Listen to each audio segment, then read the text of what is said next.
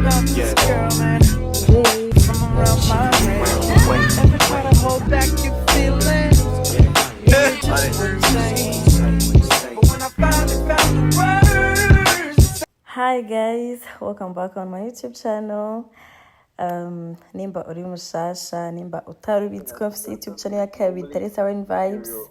Iyi ni YouTube channel yanje personnel, partage ko ama experience yanje ubuzima, ama story time, ibintu yavyambaye ko canke ibyo nshaka twigishanya itu.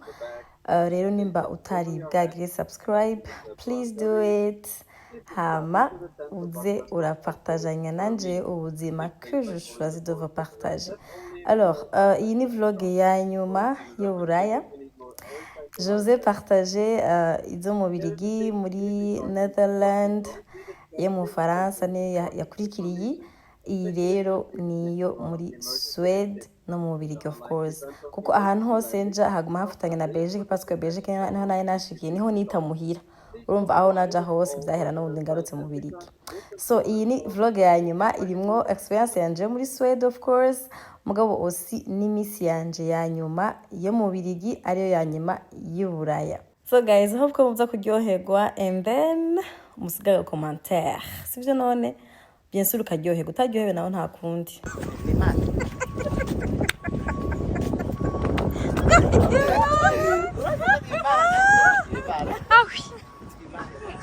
Twimare.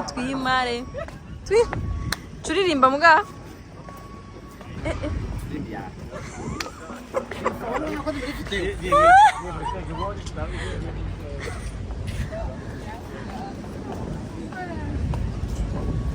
Dit is een beetje, het blijft een beetje.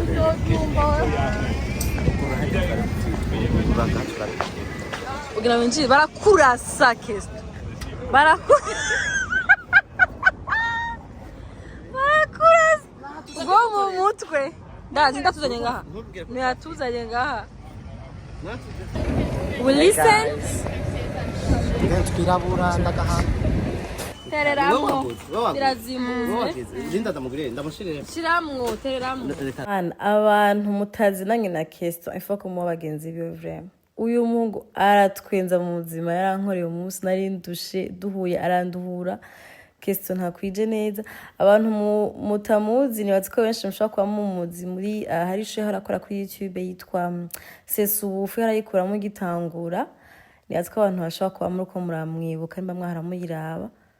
Rero nuyo aha bari bamperekeje kugura ibintu parce que nari nsigaje juste uwo munsi umwe avanye ko nja SUÈDE kana ava SUÈDE nta hangaruka mu Burundi. Mutworo kuraza kungwaza mu mucinga tura ahantu wenga sinakoze mu bintu byawe binuka. Tubandaye.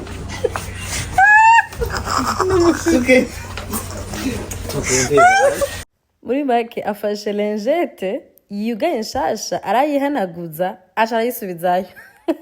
And the same day I had a chance to meet the legends, two legends, Kidum na Big Fizzo bari kumwe parce que Kidum yari afise concert. Et le respect iri hagati ya Kidum na Big Fizzo nabonye uwo munsi nukuri ikintu cyo kwigira ko vraiment.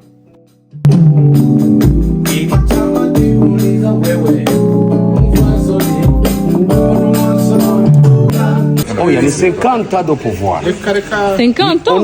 On n'est pas allé pour Lucifer. Il y a une fraternité. J'ai vu ce monsieur en 1999. Fizzo. Et Hariho Nigasol, something. Nigasol. 98. C'était 98. Et puis, il y avait que Boudi qui jouait la musique. Boudi. C'est mon oncle. Rero abantu ndibaza aho bintu bitangurira ndibaza aho bitangurira bibaza yuko gusa ari coïncidence non ibintu birakogwa tous ici sur la terre tout se fait ici kubaka ugafatanya carton yindi carton et puis c'est quoi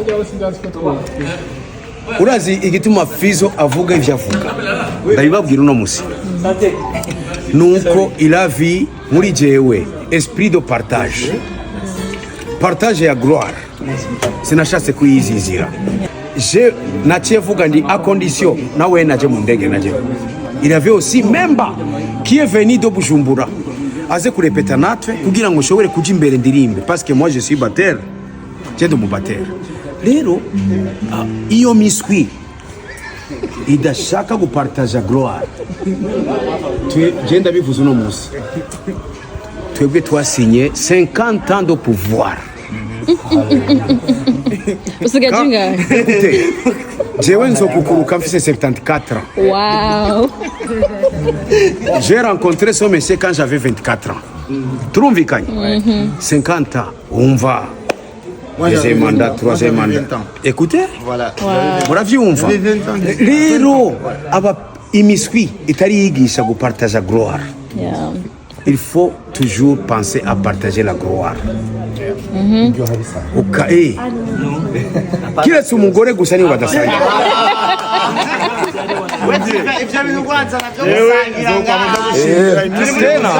Ngoja niendelee ama nisiendelee?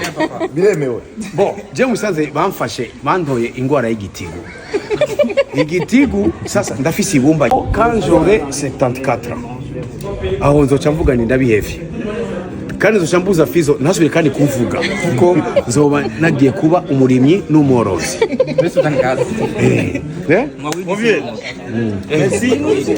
Fizzo utafika mbali. Nataka nikwambie. Natoka kuseni anaingia. Anapiga desha so. Bana enchaîner na ingine na mimi naingia. Alafu napiga Michael Jackson.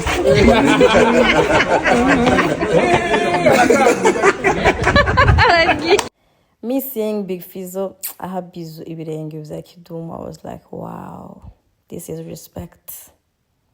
Nukuri kandi ntivyari gufekinga ni hari hypocrisie parce que hariho abantu ubona ko ari hypocrisie uravye mu maso mugabo it was real. Mais malheureusement sinashoboye kuattendinga concert yakora ko gacha fata indege nja mu SUÈDE aho rero narigiye muri SUÈDE shane nabonye kwereka muri Afrika baduha indege z'uru fasi ndababwije ukuri mugani wa Janine bagabo muri Afrika tumugikira indege z'uru zamose indege z'Iburaya ziratisa sinobabeshe climatiseur urayiregra wewe nyene jewe ndafise ingwane na climatiseur umve ngo mvuye muri mu Birigi nje na Ethiopian gushika mu Burundi naje nambaye akafukanwa inzira yose handi nkifuka ibitambara kubera climatiseur irangwaza kandi iratuma nahema mugabo ngaho onye mu ndege z'Iburaya urayibgara ukayugurura si tu veux made ziwacu kufa utajiju ariko nyine tugacigine umunsi umwe bizokunda natwe dushikirwa iyo hemwe harani muri SUÈDE mwabantu mwereka ndahabereka ingene hameze ndabatembereze murabona ko mwandonse ntaco muzomburana nta hantu ntazoja ngo ndabereke kiretse telefone yanje yamenetse canke nashitse ngwaye. Ivyo bihugu vyo muri Scandinavia rero bigizwe n'ibiti mwumve ngo twaragiye kuva kuri airport no gushika aho nari gushikira nk'isaha yose bro mbona ibiti gusa mbona ahantu muko urabona ingene hameze ari ibiti gusa bagabo nari yumvira ahantu abantu baba nkahabura muganye natebe ndahabona da reka ndabatera inkuru rero y'aba bantu babiri murabona neza ko ari abamahiye Maria Jeanne Jeze yemeze ko nyene ko ntungore ntustresse imodoka yabo imwe abari baparitse kuri supermarché bagenda muri twari tugira pipi baca barasubira mu modoka kandi barabandanya urugendo rwabo kugira mariage kugira ubukwe ruko naratwenze mugabo it was like bro abantu b'Iburaya ni sawa ni bi stress deje buzasanga bagoye ntiyongereza izindi ngo ndiko ndimagina ufashe umugeni wacu nyine kugira je mitwate mugano ngamo umugeni wo mu Burundi ngurashaka kugira pingu cyaje muri toilette nibikunda mugabo baraparitse baje muri supermarché baje muri toilette hama barasura mu modoka barabandanya urugendo rwabo ndaberekera ibindi bizungu mwabantu mwe ibisirimu je nabonye ibisirimu mu Buraya ndavuga ati sha ibimuga biji wacu nta muntu yibashorera nubwo bimeze uko kuza turarama business ke Buraya nani tugumiza Buraya pe ico kiboro n'ikimashini coza imodoka mwabantu mwe ndi uriyo wenyene uvuye usutungaye wacu tabimenyereye ndakugije ko kubaza ngo na madayimon canke n'ibisani bigufasha ukabera ati ubwo be scary mugabo nyene abantu bamenyera biburaya ni bisirimu imodoka urayinjiza mu cekiboro yahawe cekiboro gaca kiyoza neza kazunguruka imbere n'inyuma ahantu hose kigaca kihanagura conyene gaca kiyumusa conyene ugaca usohokamwo ugenda muri gahunda zawe si bisirimura ni ibisirimu ariko upima yuzana ngaha mu Burundi ndazogushora nta azo gushorera monami nta numwe dufise abantu bazitwogereza kuri 15,000 hama zikaba zisa neza udafise umwanya naho ngushaka express muntu w'Imana urayitwara icafuye ukazoyigarukana kandi ufise umwanya bakayoza hama izuba rikayumutsa Sesa, so guys, reka ndabatera inkuru yo muri Suède. Je nagiye Suède. D'abord, first of all, ndakunda aba Vikings. Sinzi mega ndafise fantasy ku ba Vikings vraiment. Ama filme yabo yose ari kuri Netflix ari ahantu hose narayamazi. Ahubwo nimba mufise andi ma titre y'ama filme ya Vikings muzi muyansuggesting. Suggest me. Rero nagiye mvuga ndashaka kubona abantu bo muri Scandinavie nyene baba basa nyene baba bameze urumva nuvumega abantu nyine barebare bibigangi banini kandi nivyo vraiment ko ni barefu entre temps aho ni muri ville muri capitale Stockholm quand même ville ya Bugera ntangaje parce que somehow nabo mengi il différent ma ville nagiye mwandi ma genre za Belgium za Bruxelles Paris Netherlands ho humva hari ibintu by'ibetaje bimeze ukuntu mugabo rahaba bafite amazu yaho je sais pas sinzi impamvu bubatse amazu yari orange yari jaune rouge ndabona amwe mundabire mugabo kandi ikintu nabonye kiri différent na ville no ko nta kavuyo gahari vraiment nta kavuyo kaba kari mu yandi ma ville manini nabonye muri Stockholm. Je sais pas, mais peut-être ko batantwaye ahantu hari kavuyo k'abantu benshi mugabo nabonye ari ville tranquille tanduru nyinshi ndabira hani muri ville mw'abantu quand même abantu baba mu ville manini nibaza ko je pense que ma ville tari tranquille nkuko unye hari clean ntihasa nta matongi hari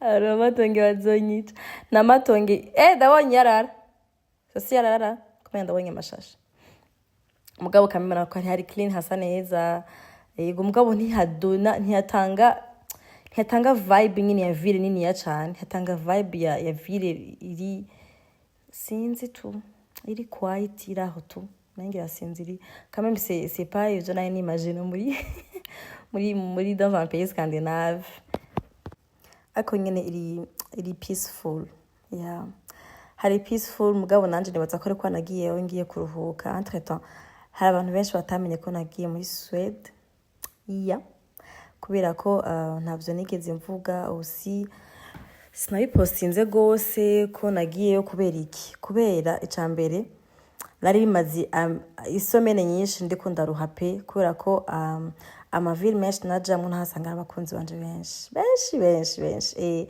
biraryoshe cyane mugabo kandi kwindi partie biraruhisha nk'umuntu haba hariho nyene ibintu vya nkanje deja sanzwe ndi umuntu atinya kuja mu bantu benshi kubira mfise energy yanje ama batterie yanje ari low vyahatari rangiye mu bantu umwanya munini ndaruha epuize tu rero nari maze igihe ndi mu bantu aba person tamenyanye cyane bisaba energy basho ndabaganirize ndabavugishe parce que benshi barabakunzi baba bashaka nyene kundonka à 100% bica bisaba ifanga cyo kanshobora kubavugisha rero ngiye muri Suède nk'abantu mwe nari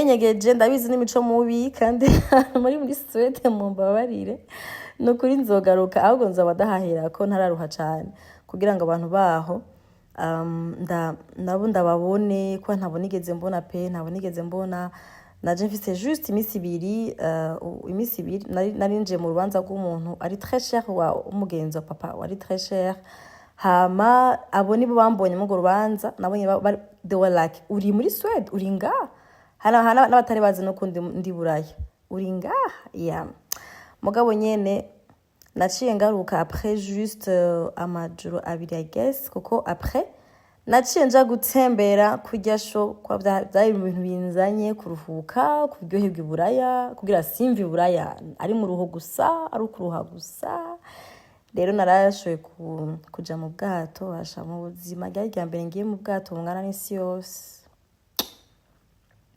narumiwe ndacumirwa n'ubu mugabo nyene I had fun kuko nico cari kintwaye muri SUÈDE hama narabonye aba Vikings entreto abagenzi banje muri mavis kandi mutari mubizi ko ndumfana aba Vikings mumbabarire mubimenye mumpe n'abagenzi baho tumenyane tuba best way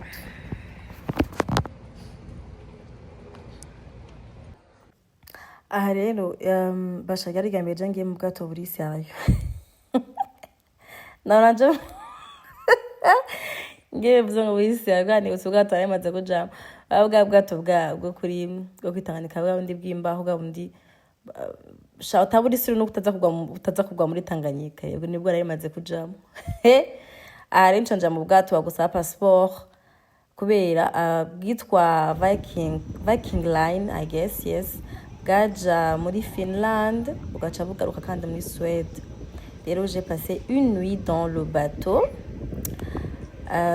hewe nukuri ubwato nisinzima pe nibaza ko harimwo n'ibitaroga indani nibyo naje kurode ko harimwo akabare harimwo sauna harimwo tout harimwo restaurant harimwo hotel harimwo tout on va tout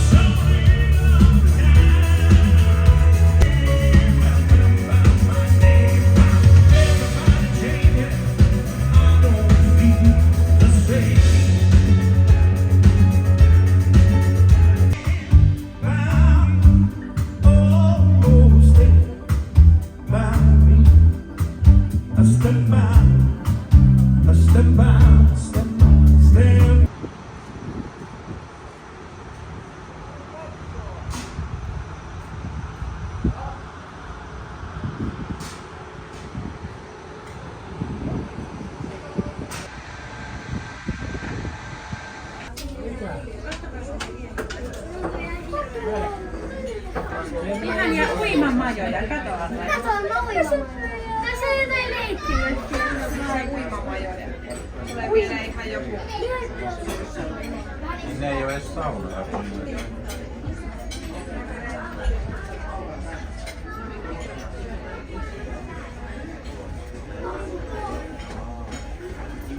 Sulla ja pois mä voin tehdä vaikka. Mikä päätyy? ntako nkunda abavikingi mu buzima mufite ururimi rubi rubisha kumva mwami Yesu mana kuva nabogana rya mbere numvise indimi zibisha kumva indimi z'aba genre hage bahita gute giswedo ni giswedwa ni gifinlande ni ki je sais pas mu buzima mufite ururimi rubisha kumva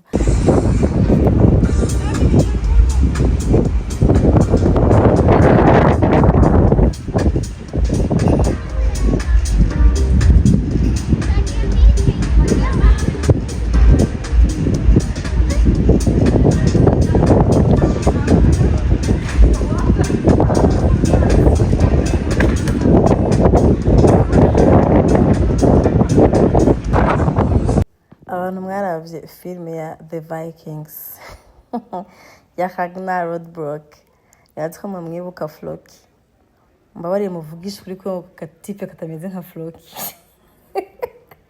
avese comme ça ko ndahova le film genre muri temps réel mu buzima bwa vrai nuko rero experience yanje mu bwato yaheze abantu b'Imana ariko nararyohewe tu. Anyways, rero je sinzi umuntu anyigishije imico mibi yo kuja muri Sephora nkaca mvawe nisize ama lipstick y'abandi kandi ntashaka kuyagura. Ariko nibaza ko mfise addiction ku ma shop ya ibintu vya makeup vraiment kubera nta shop nimwe ibintu vya makeup ntinjiramo kandi apara ko nshaka kugura just ndaharabe tu. Hemwe rero nuko byari bimeze muri Suède, ndabasezeye ndasuye mu Birigi. Guest umuntu yanegereye kuri airport. Umukunzi wanje Jose, abantu baramubona tumvuga mu biganiro byacu, yavuye UK just for me. Muriyumvira kanda mubereke. Tada, that's my Jose, the slay mama. Hemwe mwumve ko yaje kuntegera, en plus yaraje kunda baje magacaza no kuntegera kuri airport. Turanaburana arandindira. Jose ndagukunda, hope ko mwasomye igitabo ciwe, mwaravuna my journey tunamukoresheje. Mama yaciye muri byinshi ariko shafite umutima mwiza. Salut tout le monde, this is my last day in Europe.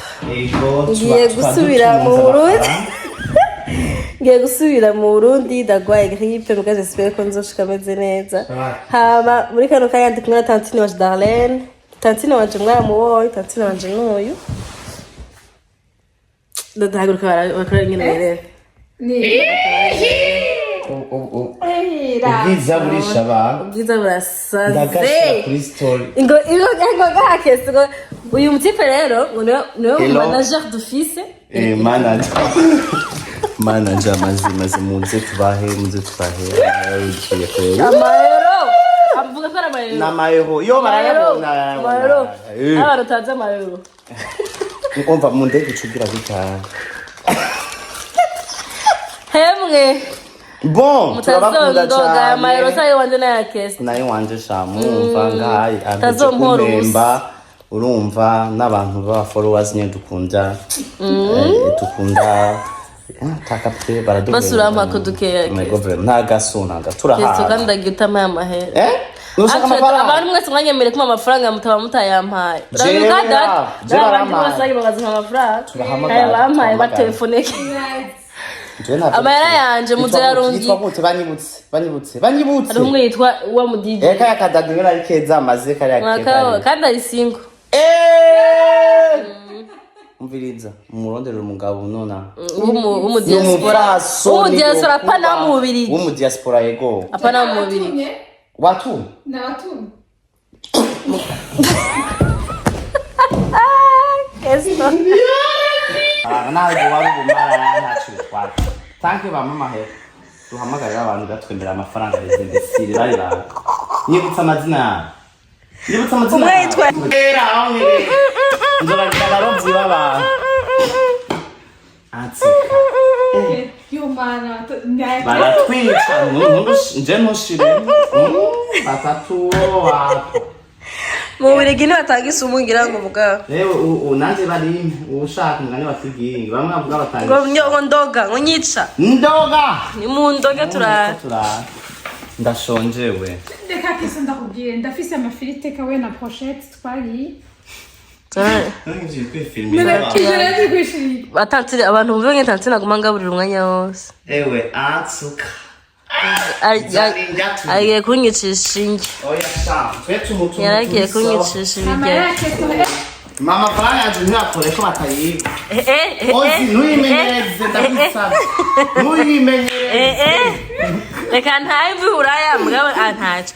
Ako jamano ndakora ko ushaka kumurumva melody yamenyereye. Shaka umufunye ni. Ibi bifaranga mana we. Ibisyakara. Yiriri. Mwiza Yesu. Yo. Ibi bitera umutima mwiza gute?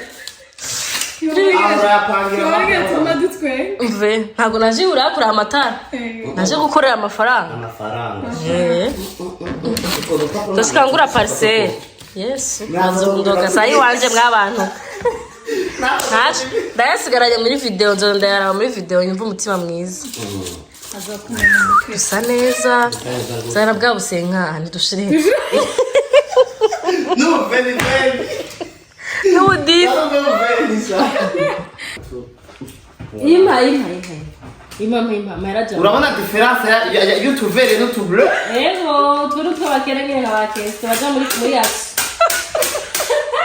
Dana ifuye mandara. Give me. Tunu twabakera ndagafiri. Urabona ngene tungana tukamukezi. n'amabanki yewe arakwiye murabeshaho ukuntu narinze mva i Buraya nja kuri airport nkiriko ndakora nk'abantu umwe navuye i Buraya ndabishaka pe navuye i Buraya ndabishaka nari ndushe ndabimye nazigimba imashini mu ntoki ngiye kuri airport ako nyene yasagira neza byose byagenze neza naho ko nasubirayo nzuba nipanze kubera ko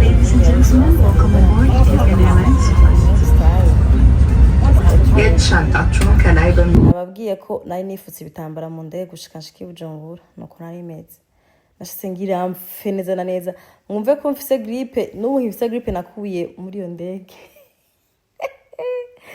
Nyuguru kibara wasdabwije kuri ko nakuye grippe n'ubu yaranze gukira zese mundangire umutu komengera niho nizokira. Anyways, umunezero nagize ngeze kuri iyo airport. That's when I knew ko I really love this country. Nari nkumbuye ababebe banje, nari nkumbuye abakorega, abagenzi, famille, mana. Jamugani watwaye ico kintu kigira gituma numva ntashaka kuva mu Burundi kubera ko abantu banje bose bari ngaha. Bon, I know akenda ashaka kugira abandi bagenzi mugabo Amin, papa wanje nawe, abana banje nabo, abagenzi banje nabo. Ndakumbuye. Nati naenda kupe. Sitana uko. Kinini? Amashakoro uratangiye kuyarya? Nazanye dukeya. Nacho kazi mawe twawe nakora. Mazeni naho.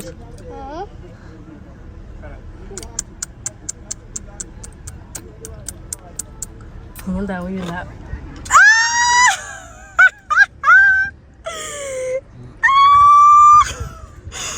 Papa. Umunezero ugira umotore. Umotore urabitahura. None kushuhiwe. Urahiye? Harashushe. Pole. Mwegisuguti kore mwegisuguti. Aje ahora. Nanda bakumbu. Yo, achiyabanda uchubandanya none. Izebyaye. Oya byaye. Ikindi iki hewe naraza hengera para telefone yanje uragwa.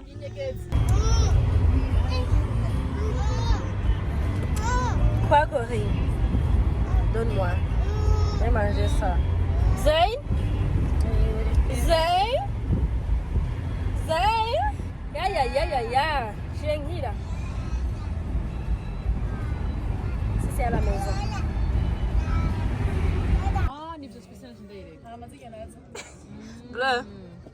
Zinka zari zuyu Eric. Nacho. Baji. Ya gitse neza. Namwe ni muri. Uju.